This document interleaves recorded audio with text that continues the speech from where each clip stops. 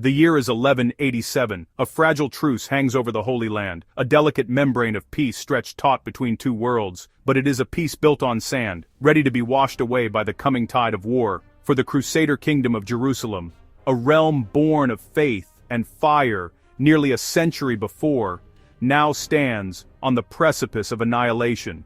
It is a kingdom teetering on a knife's edge. This outpost of Western Christendom, known to its Frankish rulers as Outremer, the land beyond the sea, was always an island in a hostile ocean. For 90 years, it survived through a combination of military might, shrewd diplomacy, and the disunity of its neighbors. But that time is over. The kingdom's grip is not just weakening, it is failing. The recent death of the brilliant but afflicted King Baldwin IV, the Leper King, has plunged the realm into a succession crisis, exposing a deep and bitter schism. The court is now split into two warring factions. On one side, the nobles' party, led by the pragmatic Raymond of Tripoli, who understands the necessity of coexistence and honors the truces with their powerful Muslim neighbors. On the other, the court party, a hawkish faction of newcomers, championed by the new king, Guy de Lusignan, and his reckless allies. They see diplomacy as weakness and crave a decisive, glorious confrontation. This internal conflict, a cancer growing for decades, has left the kingdom dangerously divided, its leadership hopelessly fractured at the very moment unity is most needed. The most volatile of these hawks is Renaud de Chatillon, the treacherous lord of the desert fortress of Kerak. A man defined by his greed and his contempt for peace. In late 1186, in flagrant violation of the truce painstakingly negotiated by Raymond of Tripoli, Renaud commits an act of supreme arrogance. He ambushes one of the wealthiest caravans to ever travel the route from Cairo to Damascus, seizing its goods, imprisoning its merchants, and slaughtering its guards. It is an act of brazen piracy, a direct challenge not just to the truce, but to the man who guaranteed its safety. This was not Renaud's first provocation. Years earlier, he had launched an audacious naval raid down the Red Sea, threatening the sacred cities of Mecca and Medina, an act that sent shockwaves of horror throughout the Islamic world. But this latest attack is the final insult. The kingdom is surrounded, a fragile chain of castles and cities clinging to the coast. But its greatest threat is not the enemy at the gates. It is the rot within its own walls. And across the border, a formidable enemy has been watching this decay, waiting with the patience of a predator for the perfect moment to strike. He is the very man whose authority Renaud de Chatillon has so openly defied. When news of the caravan attack reaches him, he sends envoys to King Guy in Jerusalem, demanding restitution and the release of the prisoners, as per the terms of the truce. But swayed by Renaud, King Guy refuses. It is the final, fatal mistake. For the Crusaders, it is a matter of pride. For their enemy, it is the casus belli, the justification for a war he has spent 2 decades preparing to fight. A storm is about to break, a storm led by one man.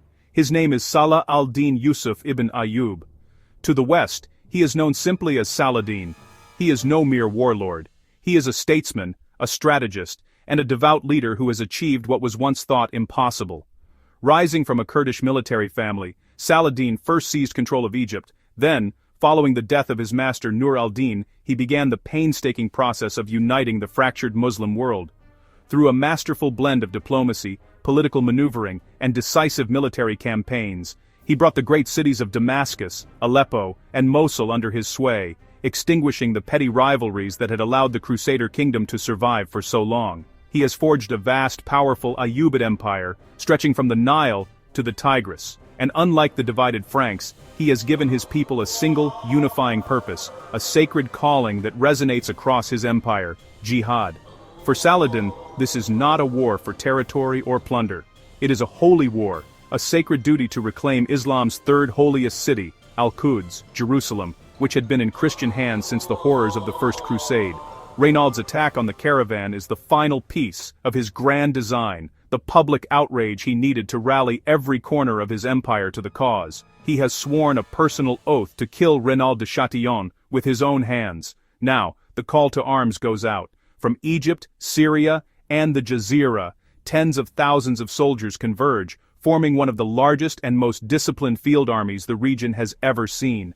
This is not a raid or a skirmish. This is an invasion. Saladin, the unifier, the patient strategist, has decided the time for waiting is over. The kingdom of Jerusalem has sealed its own fate, and he is about to unleash a torrent of fire and steel that will change the course of history forever.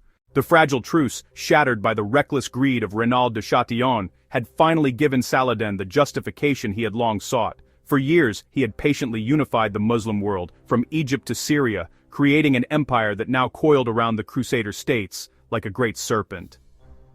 In the spring of 1187, with the largest army he had ever commanded, Saladin makes his move. He crosses the Jordan and lays siege to the town of Tiberias, a jewel on the western shore of the Sea of Galilee.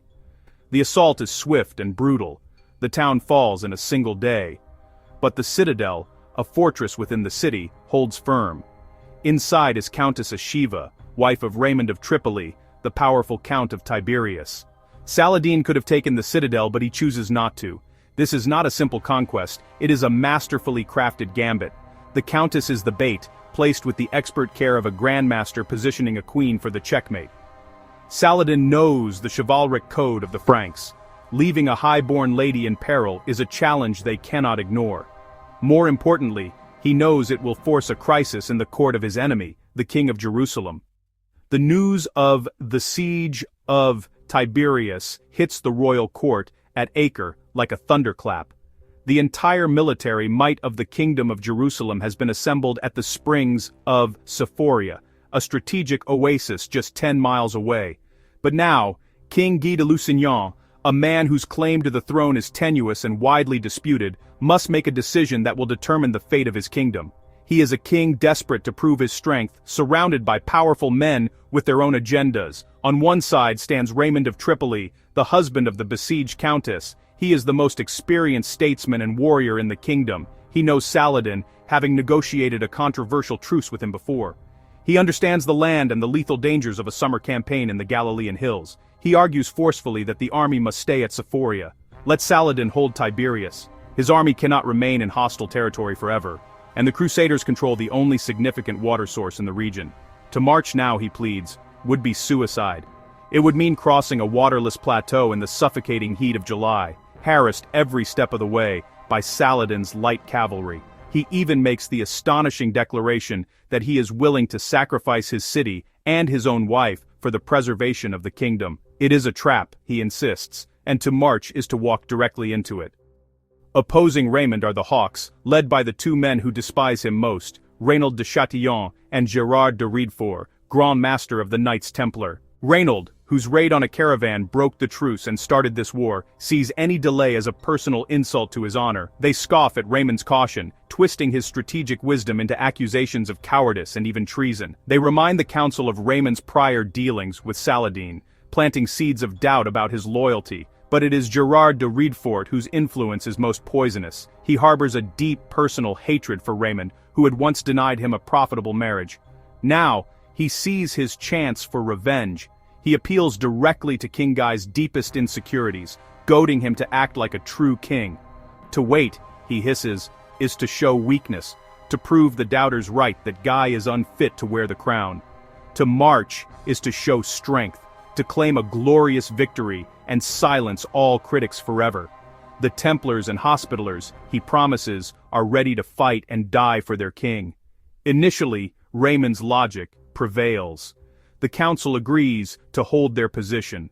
But that night, under the cover of darkness, Gerard de Riedfort seeks out the king alone. He finds Guy wrestling with his decision, haunted by the accusations of cowardice. Gerard presses his attack, whispering in his ear one last time. He paints a future where Raymond is hailed as the kingdom's savior, while Guy is remembered as the timid king who hid in his camp. Your crown will not be worth the metal it is made from, he warns. Act now, or you will be a king in name only. It is the final push. Pride, fear of humiliation, and the desperate ambition to secure his legacy cloud Guy's judgment. He makes his choice. Not as a strategist, but as a man terrified of appearing weak. It is a choice born of ego and insecurity, a fatal capitulation to the worst of his advisors. It is a choice that will seal his doom and the doom of his kingdom. At dawn on July 3rd, the order is given. The army will march. the trumpets sound, a call to arms that is in reality a funeral dirge. They will abandon the safety of Sephoria, leaving behind its cool shade and life-giving springs, the very strategic advantage that could have saved them. The greatest army the Kingdom of Jerusalem had ever fielded, with the sacred relic of the true cross at its head, marches out under the blistering sun. They are marching to save a countess they should have left, to fight a battle they could not win on ground chosen by their enemy. They will march straight into Saladin's carefully laid trap. As the morning wears on, the sun climbs higher in the sky, its heat growing more intense with every passing hour. The men begin to sweat profusely under their heavy mail. The weight of their armor becomes a terrible burden. And then, the attacks begin. Saladin's horse archers appear, harassing, tormenting, slowing the Crusaders down. By midday the situation is becoming dire. The water supplies are running low. Heatstroke begins to claim its first victims. The desert became a furnace, and the Crusaders were trapped inside it. Every breath is like inhaling fire. Tongues swell in dry mouths. Pleas for water become desperate, rasping croaks. Kingai, seeing the collapse, orders a veer off the main road toward a small spring near a hill called the Horns of Hattin, but it is too late. Saladin anticipated this move. The ring of steel closes shut. Night brings no relief, only a different kind of torment. The Crusaders are surrounded. There is no water. The sounds of the camp are not of preparation for battle, but of suffering. Sleep is impossible. Saladin unleashed the flames of vengeance. The choking fumes rob the men of what little clean air they have, searing their lungs and stinging their eyes. The world has become a vision of hell. The dawn of Saturday, July 4th, 1187, breaks over a scene of apocalyptic horror. They know their situation is hopeless. Their only choice is to fight. Across the valley, Saladin's vast army waits, rested and ready. The day of reckoning has arrived. This was the day the cross fell to the crescent. The battle begins with a desperate suicidal charge. Raymond of Tripoli leads his knights, aiming for the path to the Sea of Galilee, but in a moment of tactical genius, Saladin's lines open, letting the charge pass through before closing again. Raymond escapes but abandons the army to its fate. The infantry, now exposed, are met with a storm of arrows. Their lines dissolve into chaos. The focus shifts to the summit, where the last knights make a desperate stand around the king's red tent. The fighting is brutal and intimate. Twice Saladin's warriors reach the summit and tear down the tent, and twice the Crusaders drive them back, raising it again. Finally, the line breaks for good. The true cross is captured. For the Crusaders, it is the ultimate spiritual defeat. King Guy and the architects of the disaster are captured. Saladin, fulfilling an oath, has Reynold executed but spares the king. The army of Jerusalem has been annihilated. The road to Jerusalem is now open. The Battle of Hattin was more than a defeat, it was an annihilation. In the aftermath, Saladin had the captured leaders brought to his tent. For King Guy, he offered iced water, a sign of life. But when Guy passed the cup to Reynaud of Châtillon, Saladin's hospitality ended. Citing Reynaud's broken truces and attacks on pilgrims, Saladin declared he had transgressed all limits and executed him personally. The fanatical Templar and Hospitaller Knights were also put to the sword. With its king a captive and its elite warriors dead, the Kingdom of Jerusalem was left utterly defenseless, a body without a skeleton. Saladin immediately launched a lightning campaign through the hollowed-out kingdom. The shock of Hattin had paralyzed the Franks. Garrisons were skeletal, morale non-existent. The vital port of Acre surrendered without a fight. From there, the dominoes fell with breathtaking speed. Sidon, Beirut, Ascalon, one by one, the great castles and cities capitulated. Fortresses designed to withstand months of siege now fell in days. The kingdom the Crusaders had built over 90 years was undone in a matter of weeks. Only one prize remained: Jerusalem. The holy city was overflowing with refugees but had almost no defenders. Into this chaos walked Balian of Ibelin, a noble who had escaped Hattin. He had secured Saladin's permission to enter and retrieve his family, promising to leave at once. But the people begged him to lead the defense. Balian appealed to Saladin, who, in a remarkable act of chivalry, released him from his oath. Now in command, Balian faced an impossible task. With only a handful of knights, he knighted 60 commoners to create a leadership corps. In late September, Saladin's vast army arrived at the gates. The siege of the holy city had begun. As Saladin's siege engines breached the walls, Balian played his final, terrifying card. He threatened that if generous terms were not offered, The defenders would destroy the entire city, including the Islamic holy sites of the Dome of the Rock and Al-Aqsa Mosque. The audacious threat worked. Saladin, wishing to preserve the city, agreed to a negotiated surrender. On October 2, 1187, Jerusalem was handed over. In stark contrast to the Crusader conquest 88 years prior, there was no massacre. Instead, its inhabitants were allowed to ransom themselves. While many who couldn't pay were enslaved, Saladin and his commanders showed personal clemency, paying for the freedom of thousands. The symbols of Christian rule were swiftly removed. The Great Cross atop the Dome of the Rock was torn down, and the holy sites were ritually purified with rosewater. A magnificent pulpit, commissioned decades earlier by Nur al-Din, was finally installed in the Al-Aqsa Mosque, symbolizing a new era. The loss of Jerusalem sent shockwaves across Europe. Pope Urban III reportedly died of grief. His successor, Pope Gregory VIII, issued a call to arms that was heard across the continent. The three most powerful kings in Christendom answered: Frederick Barbarossa of the Holy Roman Empire, Philip II of France, and England's warrior king, Richard the Lionheart. The stage was set for the Third Crusade. The Battle of Hattin remains a masterpiece of military strategy. Saladin chose the ground, controlled the water, and used the sun itself as a weapon, luring his enemy into a perfect trap. But it is also a timeless lesson in how pride and poor judgment can lead to utter disaster. The Crusader kingdom was not defeated by Saladin alone, it was defeated from within. Bitter rivalries between its leaders, the reckless fanaticism of men like Reynald, and the single, fatal decision to march away from water all conspired to seal their doom. They were blinded by arrogance, and they marched willingly into oblivion. Hattin was the earthquake. The fall of Jerusalem was the tsunami. It was the moment the tide turned decisively, reshaping the map of the Middle East. For the Muslim world, it was a monumental victory that cemented Saladin's legacy as one of its greatest heroes. For the Christian West, it was a catastrophe that would fuel the crusading movement for another century. The battle shattered the Crusader states and left an indelible mark on the long, complex relationship between East and West, and on the history of the world.